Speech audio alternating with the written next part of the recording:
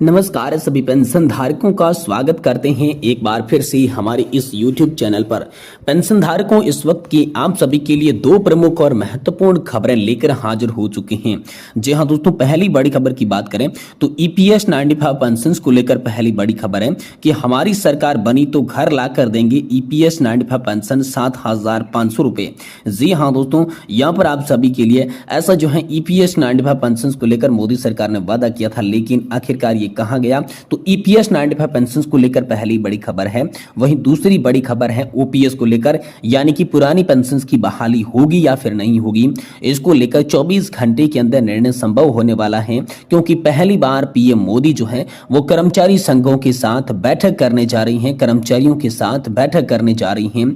तो इस बैठक से आप सभी के लिए OPS पर क्या नतीजा निकलेगा। और पहली जो बड़ी खबर हमने आपको बताई कि हमारी सरकार बनी तो लाकर देंगे घर में 7,500 प्लस DA की EPS पेंशन। तो दोस्तों, इन दोनों बड़ी खबरों की चर्चा इस वीडियो के अंदर करेंगे। इसलिए हम सभी से निवेदन करते हैं कि दोस्तों आज की इस वीडियो को आप लास्ट तक देखिएगा। साथ ही अगर हमारे चैनल पर पहली बार विजिट कर रही हैं तो दोस्तों हमारे चैनल को भी सब्सक्राइब जरूर कर दीजिएगा। तो चलिए दोस्तों, बिना किसी देरी के आज की इस वीडियो के अंदर स्टार्ट करते हैं। यहाँ पर जो है पहली बड़ी खबर की बात करते हैं। EPS 95 पेंशन, हमारी सरकार बनी तो घर ला कर देंगी पेंशन 7,500 रुपए। जी हाँ दोस्तों, 18 अगस्त 2024 को महाराष्ट्र में आयोजित एक कार्यक्रम में सुप्रिया सुले जी ने EPS 95 पेंशन धारकों के लिए 7,500 रुपए पेंशन और महंगाई भत्ता देने का वादा किया था। उन्होंने पुराने पेंशन वादों को न पूरा कर भाजपा नेताओं की आलोचना भी यहाँ पर जो है की थी। जी हाँ दोस्तों, उन्होंने पेंशन धारकों के प्रति संवेदनता व्यक्त की। सरकार ने उनकी मांगों को जल्द स्वीकार करने की अपील की। सुले ने वादा किया था कि अगर उनकी पार्टी सत्ता में आती है तो EPS 95 पेंशन धारकों को 7,500 रुपए की पेंशन, महंगाई भत्ता सुनिश्चित करेगी। ये वादा पेंशन धारकों को भविष्य सुरक्षित करने की दिशा में एक महत्वपूर्ण कदम होगा। तो 2014 में अरुण जेटली और प्रकाश जावड़ेकर ने भी दोस्तों इसको लेकर वादा किया था। इस कार्यक्रम के दौरान सुले ने 2014 के पहले की स्थिति का भी जिक्र किया था, जब भारतीय जनता पार्टी सत्ता में नहीं थी। उन्होंने बताया था कि उस समय अरुण जेटली और प्रकाश जावड़ेकर जैसे वरिष्ठ नेताओं ने EPS पेंशन धारकों की पेंशन बढ़ाने की वकालत की थी।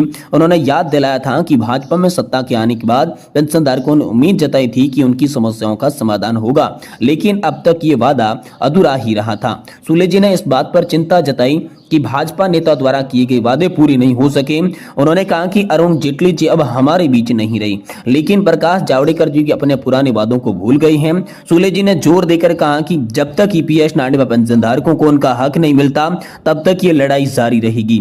सुप्रिया ताई सुले जी ने यहाँ पर जो है इस भाषण में EPS 95 पेंशन धारकों के लिए एक नई उम्मीद की किरण जगाई थी, क्योंकि पेंशन बढ़ोतरी की मांग लंबे समय से की जा रही थी। सुले का वादा इस दिशा में एक महत्वपूर्ण कदम हो सकता है, जिससे लाखों पेंशन धारकों का जीवन सुधर सकता है। ऐसा पेंशन धारकों को लगा था, लेकिन जिसका यहाँ पर जो है आप सभी पर कोई असर नहीं पड़ा। तो एक बार फिर से EPS 95 पेंशन बढ़ोतरी की मांग ज्यों की त्यों धरी रह गई। लेकिन अब दोस्तों आने वाले समय के अंदर EPS 95 पेंशन धारकों की मांगे मंजूर होती हुई नजर आ रही है, क्योंकि यहाँ पर एक बार फिर से यहाँ पर संसद के अंदर बहुत सारे ऐसे सांसद हैं जो EPS 95 पेंशन के समर्थन में आ गई हैं, चाहे वह विपक्षी दल कांग्रेस के सांसद हो या अन्य किसी पार्टी के सांसद हो, लेकिन ज्यादातर अब जो है वो पेंशन के पक्ष में नजर आ रही हैं। इसलिए पेंशन धारकों की पेंशन बढ़ोतरी की उम्मीद एक बार फिर से बढ़ती हुई दिखाई दे रही है।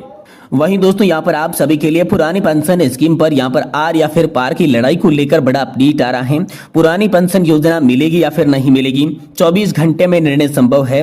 पहली बार PM मोदी करेंगे कर्मचारी संघ बैठक। जी हाँ दोस्तों, कर्मचारियों के साथ PM मोदी की बड़ी बैठक जो है यहाँ पर पहली बार होने वाली है। केंद्रीय बजट में वित्त मंत्री निर्मला सीतारमण ने NPS सुधार की बात कही थी। उन्होंने पुरानी पेंशन का जिक्र तक नहीं किया। इसके बाद संसद में पूछे गए एक सवाल में जब वित्त राज्य मंत्री पंकज चौधरी ने कहा कि कर्मचारियों के लिए पुरानी पेंशन बहाली पर कोई प्रस्ताव केंद्र सरकार में विचाराधीन नहीं है। इसके बाद कर्मचारी निराश हो गई थी। अब 2 राज्यों के अंदर विधानसभा चुनाव से पहले प्रधानमंत्री मोदी यहाँ पर जो है आप सभी के लिए 24 अगस्त को स्टाफ साइड की राष्ट्रीय परिषद JCM के प्रतिनिधियों से बातचीत करेंगे। एक दशक में ऐसा पहली बार होने जा रहा है जब PM मोदी ने कर्मचारी संगठनों के नेताओं से बातचीत करने को बुलाया है। PM आवास पर होने वाली इस बैठक में कर्मचारियों के हितों से जुड़े कई दूसरे मुद्दों पर भी चर्चा चर्चा होने की उम्मीद जताई जा रही है। आप सभी को बता दें कि लोकसभा चुनाव के बाद एनडीए सरकार के तेवर बदले यहाँ पर नजर आ रही हैं। पहली बार प्रधानमंत्री नरेंद्र मोदी केंद्र सरकार के कर्मचारी और नेताओं के संग बैठक करेंगे। मतलब ओपीएस पर आर या फिर पार कुछ हो जाएगा। यहाँ पर जो आप सभी के लिए एआईडीएफ के महासचिव और दोस्तों एआईटीयूसी के यहाँ पर सचिव श्री कुमार ने केंद्रीय बजट पेश होने के बाद कहा था कि केंद्रीय बजट सरकारी कर्मचारियों और पेंशन धारकों की उम्मीदों तक पहुंचने में विफल रहा। सर्वोच्च न्यायालय ने स्पष्ट रूप से यह फैसला सुना दिया कि पेंशन का कोई इनाम नहीं है, पेंशन कोई अनुग्रह राशि नहीं है, पेंशन कोई ऐसी चीज नहीं है जो कि नियोक्ताओं की इच्छा के अनुसार दी जाती है। यह प्रत्येक सरकारी कर्मचारी का मौलिक अधिकार है। इसलिए जिससे आदेश नियोक्ता बनने की उम्मीद की जाती है, अब वह सुप्रीम कोर्ट फैसले की सम्मान नहीं कर सकती। तो दोस्तों एनपीएस में संशोधन की पर भी बात दोस्तों आप सभी के लिए बड़ी सामने आई है। जी हां दोस्तों, श्री कुमार ने कहा है कि जब केंद्र और राज्य सरकार के कर्मचारी पुरानी पेंशन योजना की बहाली के लिए संघर्ष कर रही हैं, तब वित्त मंत्री ने बजट में सरकारी कर्मचारियों से संबंधित ओपीएस को लेकर कई घोषणाएं नहीं की है। उन्होंने एकमात्र घोषणा एनपीएस में किए जाने वाले संशोधन के बारे में कही थी। पेंशन के बारे में केंद्रीय बजट में घोषणा न होने से सरकारी कर्मचारी और पेंशनभोगी पूरी तरीके से निराश हो गई थी। बतौर श्री कुमार, सरकारी कर्मचारी कैंपस, साक्षात्कार या सिफारिशों के माध्यम से नौकरी पर नहीं आती हैं। नौकरी के योग्य के लिए उन्हें कोई चयन प्रक्रिया और परीक्षाओं से गुजरना पड़ता है। सरकारी नौकरी के प्रति आकर्षण नौकरी की सुरक्षा और गैर अंशदायी पेंशन लाभों के कारण था, भले ही वे आचरण नियमों के नाम पर सैकड़ों प्रतिबंधों से उलझे रहे थे। सरकारी कर्मचारी पेंशन का अधिकार एक मौलिक अधिकार है। सर्वोच्च न्यायालय ने पहले ये बात यहाँ पर जो है स्पष्ट बता चुका है। एनपीएस कर्मचारियों के लिए सेवानिवृत्ति के बाद अब सेवा काल की संचित बचत का 40% हिस्सा पीएफआरडीए के पास रखना होता है। उससे 2-4 हजार रुपए की मामूली पेंशन मिलती है। खासतौर पर ग्रुप सी के कर्मचारी, जिनकी संख्या सरकार में सबसे अधिक है, उन्होंने एनपीएस में 2000 से 4000 रुपए की पेंशन मिलती है। एक तरफ सरकार विदेशी कंपनियां सहित कॉर्पोरेट घरानों के यहाँ पर जो है तरह की लाभ और राहत देने की बात कर रही है, वही दूसरी ओर सरकारी कर्मचारी सहित श्रमिक वर्ग को पूरी तरीके से अपेक्षित किया जा रहा है।